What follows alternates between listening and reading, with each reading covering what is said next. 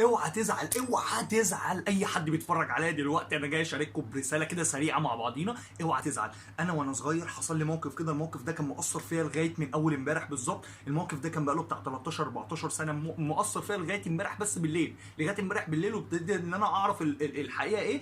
احمد ابراهيم زي ما انتم شايفينه فرحان فرحان قوي. ايه اللي حصل يا جماعه؟ اللي حصل لما كنت انا لسه في ابتدائي، جات لي كده امي، قمت جاي متخانق معاها، قامت جايه رايحه مسخنه ابويا عليا، وابويا قام جاي حالف 100 يمين ما انا طالع الرحله بتاعت الاقصر واسوان مع المدرسه.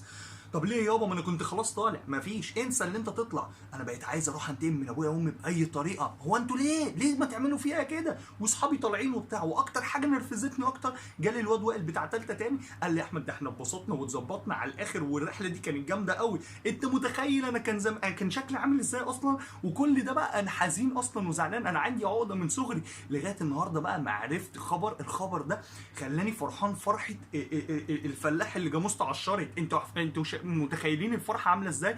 ايه احساسك وانت مكاني دلوقتي لما تعرف ان استاذ سعيد بتاع اللي كان بيطلع الرحلات في المدرسه، الراجل ده النهارده اعترف وهو على فراش الموت ان هو كان بيعمل الرحلات بتاعت المدرسه دي عشان يعتدي على التلاميذ ورا معبد ابو سمبل. انتوا متخيلين؟ ورا معبد ابو سمبل. واكتر يوم هو اتبسط فيه، اكتر يوم هو اتبسط فيه كان مع ولد اسمه وائل بتاع ثالثه تاني. انت متخيل انا كان زماني ايه؟ انا عرفت دلوقتي هو وائل كان فرحان ومبسوط على ايه.